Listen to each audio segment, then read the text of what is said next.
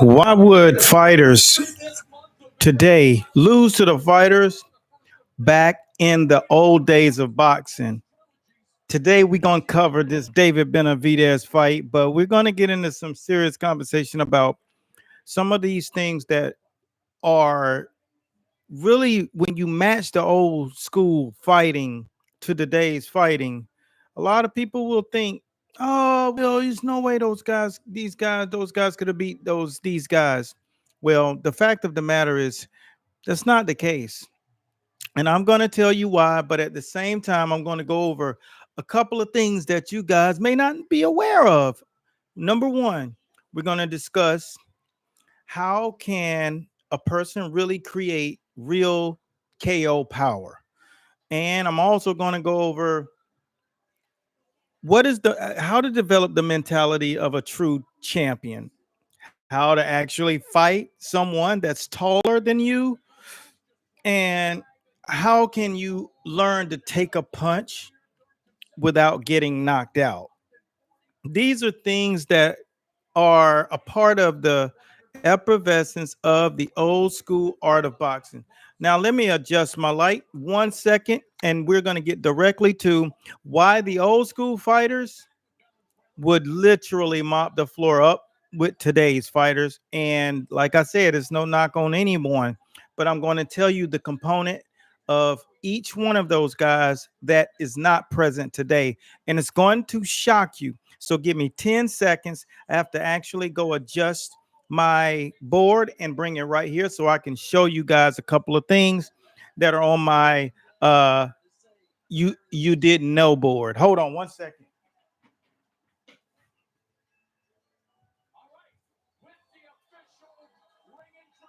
All right. Here we go.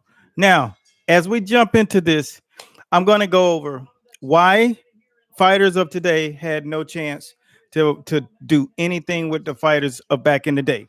All right, let me turn the fight down because we actually have the Cruz fight coming on. I'm going to definitely keep you guys up in the loop and what's going on there.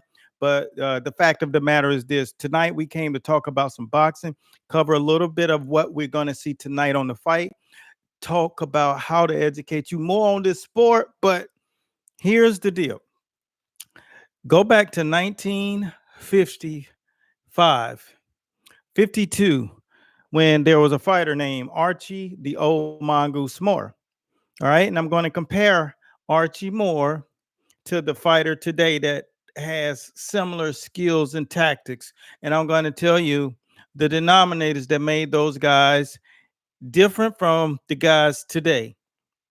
I'm going to take a young, vibrant fighter who could actually bring a lot of different smoke to the fighters of old if they allowed themselves to get flustered.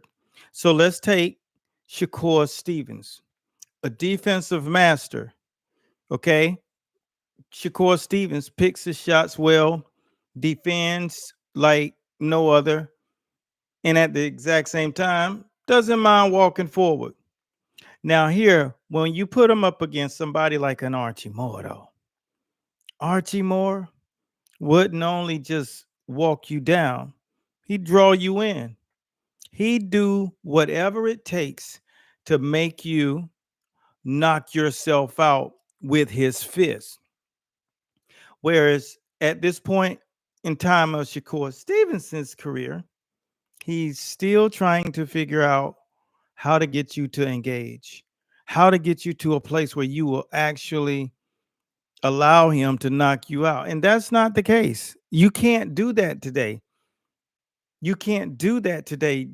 You have to learn how to adjust to a fighter in order to win by knockouts. In order to be a big box office fighter, you got to have the wherewithal to know what to do inside of a fight.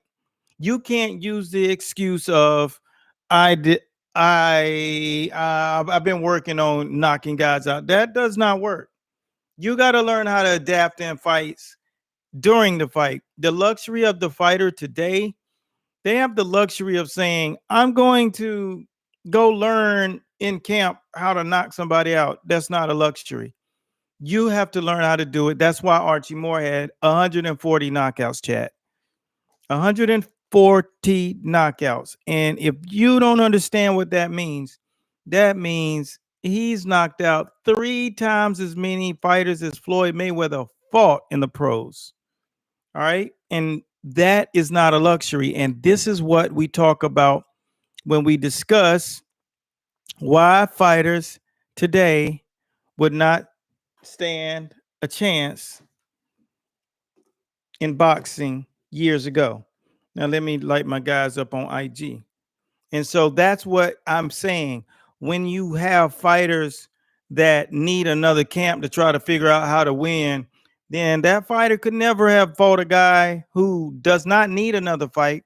And here's the deal. This is why that happens. The reason why that happens is because fighters, when they were back in the early 20th century, the guys who taught them were actual teachers. You didn't have the luxury to have a guy who had never worked with a real fighter. So you had only one guy that was your real Huckleberry, the guy who put it on for you. So the difference between training and teaching is teaching someone, demonstrating someone how to do a thing. It's like that. There's a time variance. You're playing checkers when you're doing that. But when you are training someone as a teacher, there is time put into it. Just like when you go to school, there's a difference between a guy who figures things out on the fly, and the guy who actually goes to get educated to do a thing.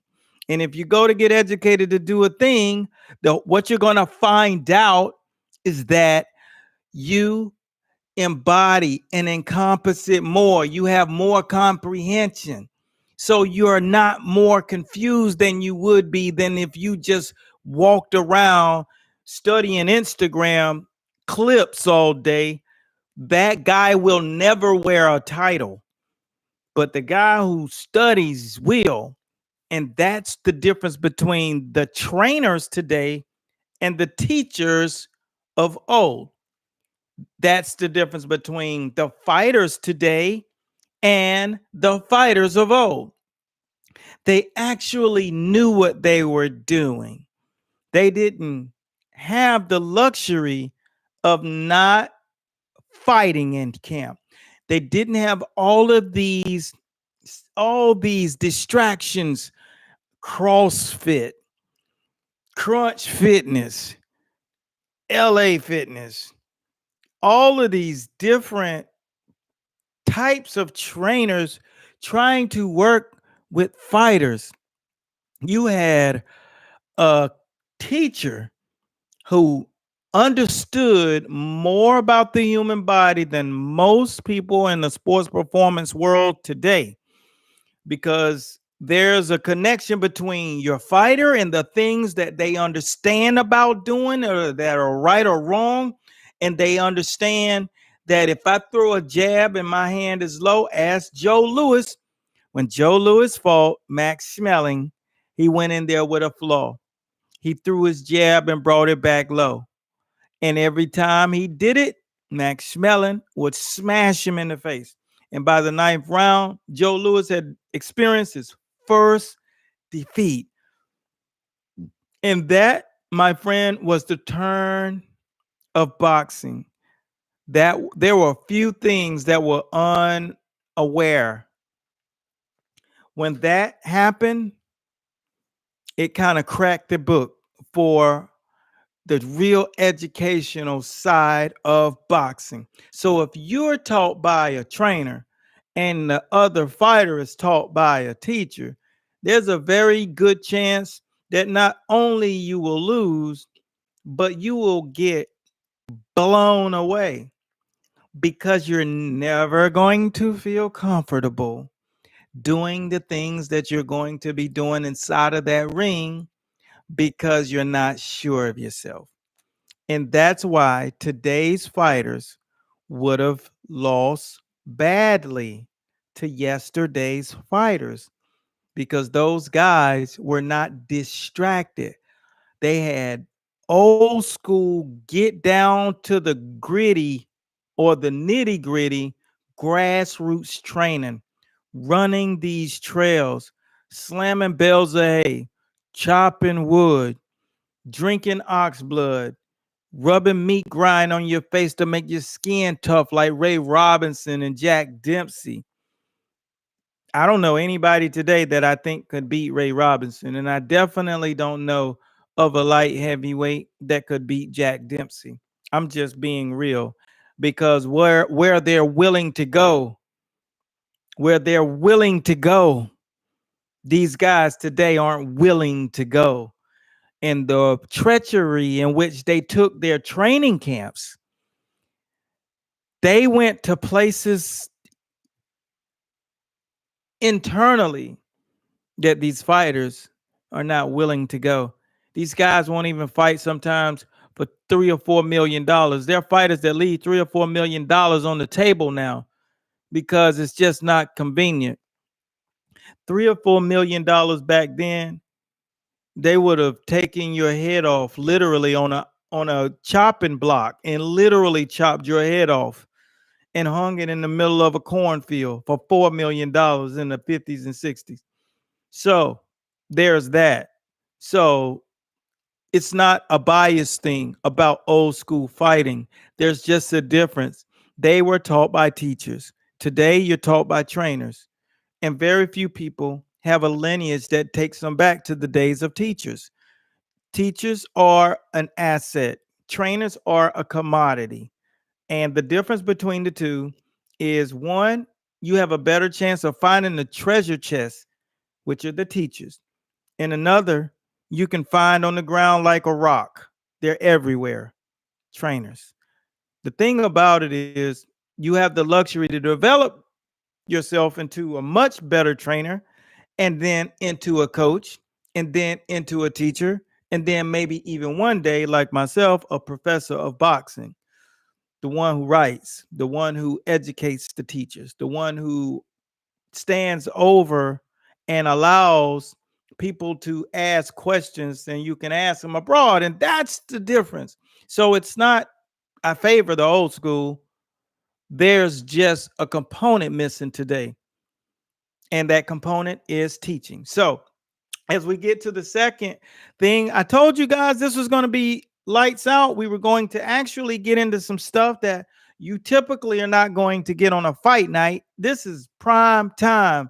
And we're going to talk about the next thing. But the first thing I want you guys to do in the chat is to let me know who was the most underrated fighter in boxing.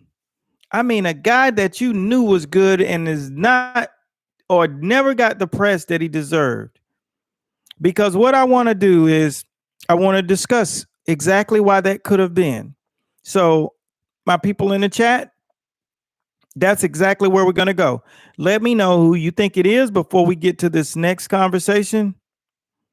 All right. And then I'm going to ask you another question. I see you over here. Keep dropping them down and I'll pull them up and I'll pop them up. Who is the most underrated fighter, and what is the most important skill that you need in boxing? All right. What's the most important skill that you will need to be an elite fighter? Not just being a not just be a boxer, but I mean literally be an elite level fighter. You got to let me know. And that is Bible. Now, the next question is, the next thing I'm going to teach you guys about is something that I really, really appreciate.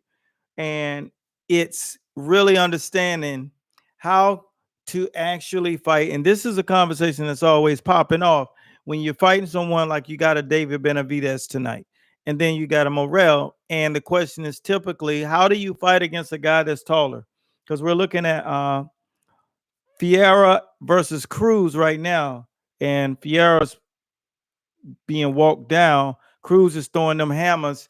But like I said, the thing about Cruz is he's not working behind the jab. So when we talk about how do you go into the ring and you fight against a guy that's actually taller than you, got the reach, and you got to know how to box against him to get in close, because it's a lot different when you're boxing against a guy who might be taller, but he doesn't have the skill or the confidence.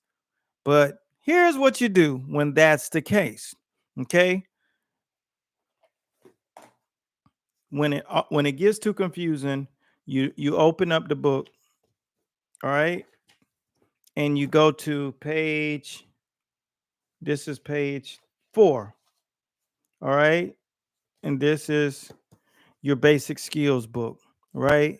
And the first number, the first thing that you do is, first of all, always remember this. And this, you have not heard this before.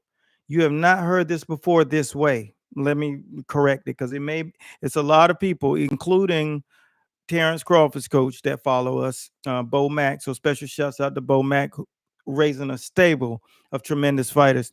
But you haven't heard this way.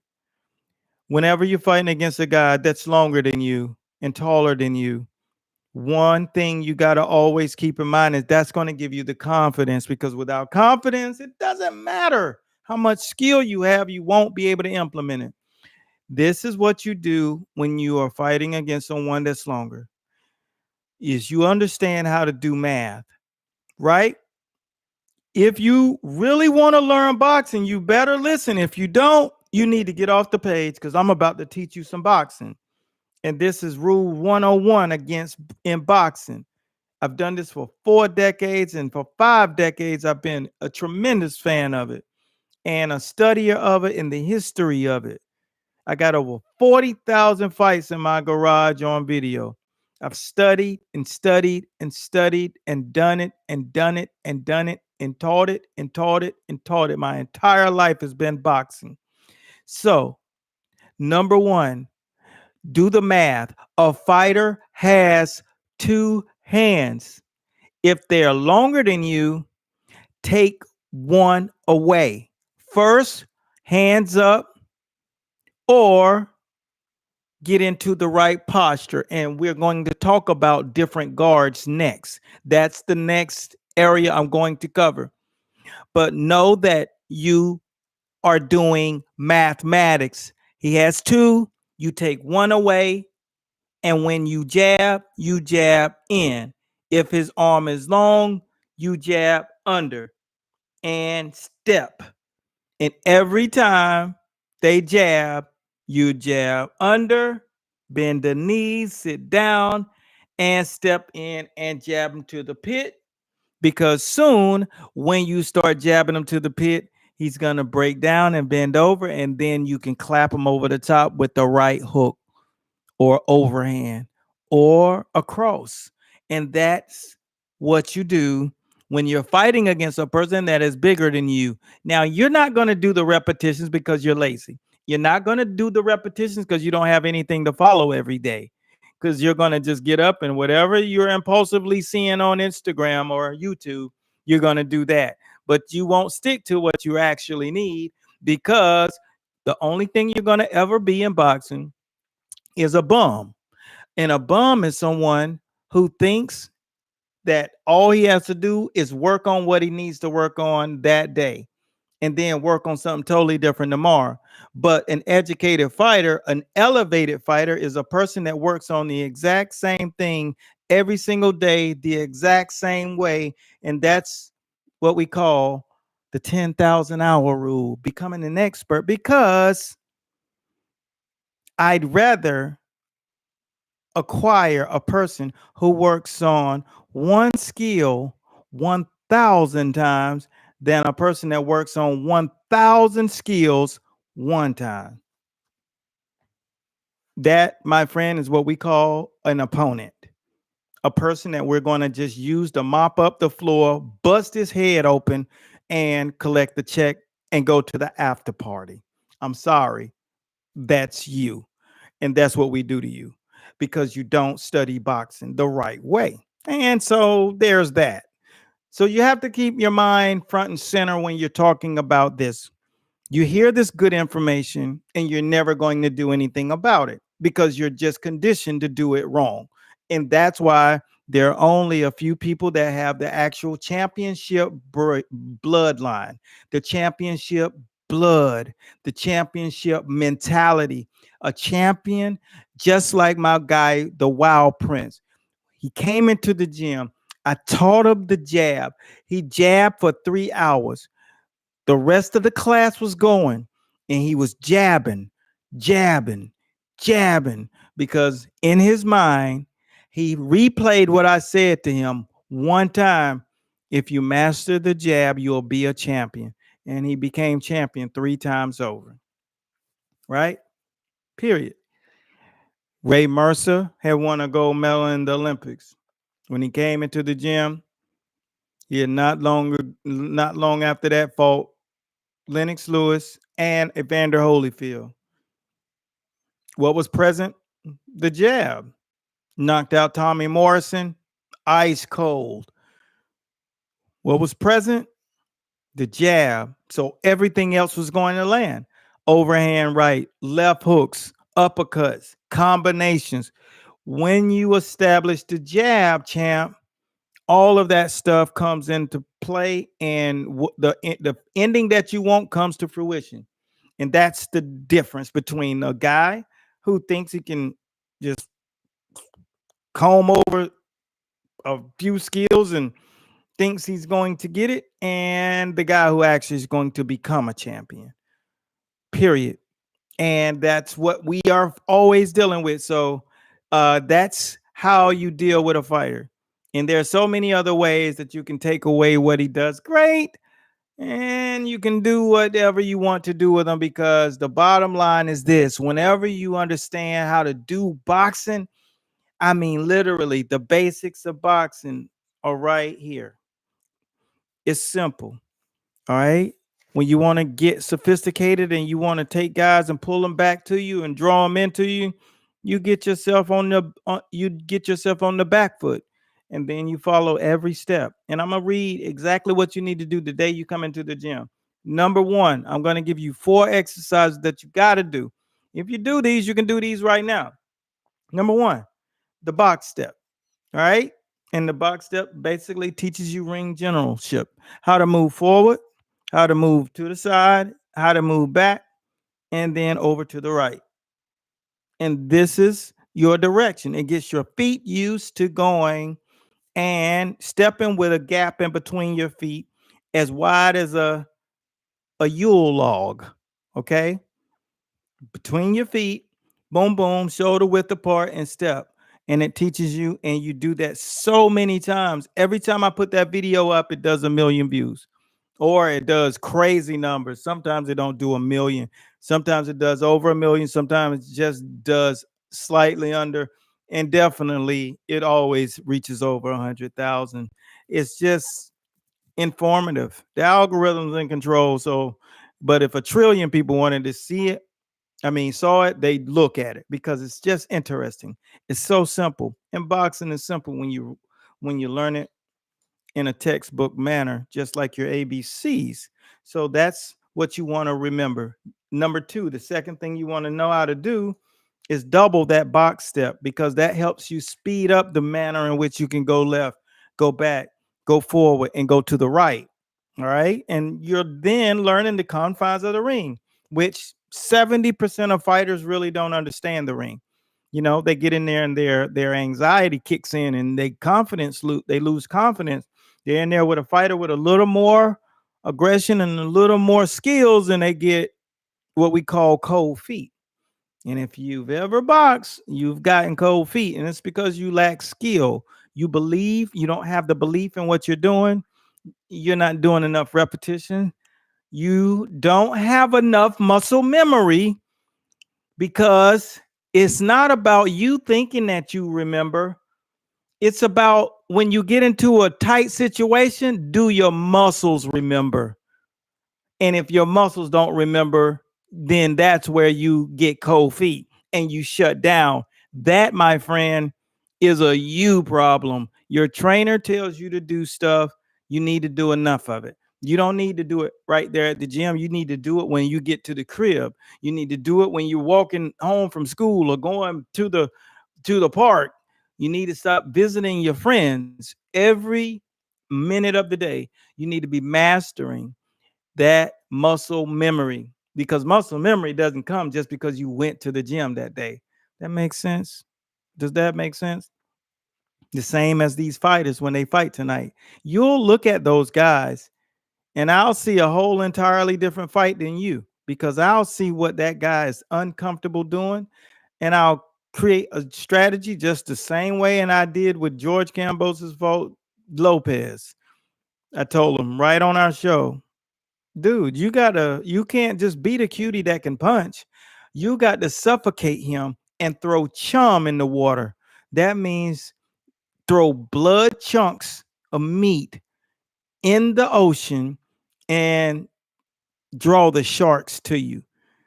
You got to throw chum on them. And chum is throw combination punches. Anytime you fight a cutie, you got to know this.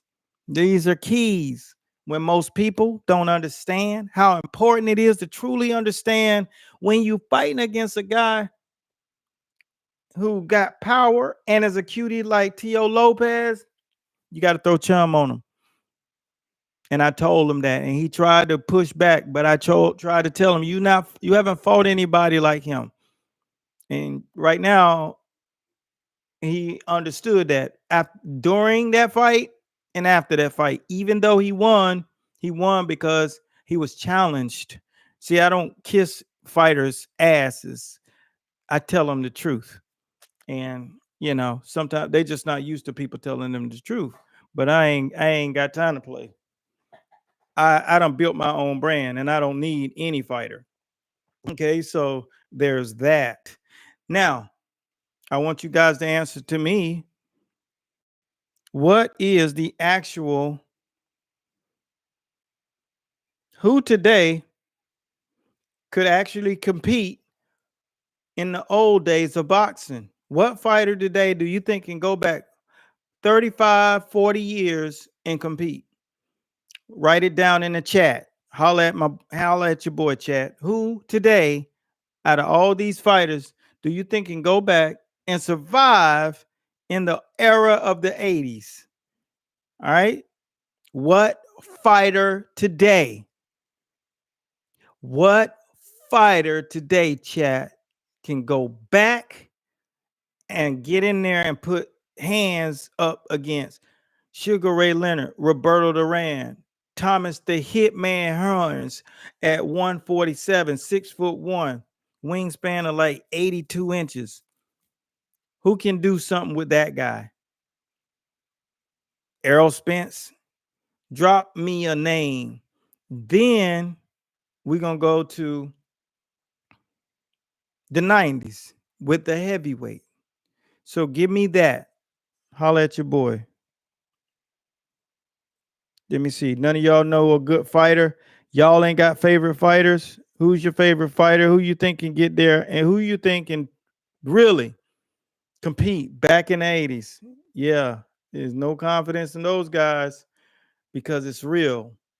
This is exactly where we take you and tell you exactly how to get a knockout shot and develop a knockout punch. And the way you do that, right? The number one thing you got to think about when you're trying to knock somebody out, it is about power as far as the force, but it's about understanding when to hit a person. And it's not always walking to a person. You're more likely to not knock a person out when you're walking to. So I'm going to teach you guys in 30 seconds how to create a one punch knockout. And I mean in a way that you can actually do it. All right. Number one, the first thing, you know what? I'm about to go watch the fight. Let me see.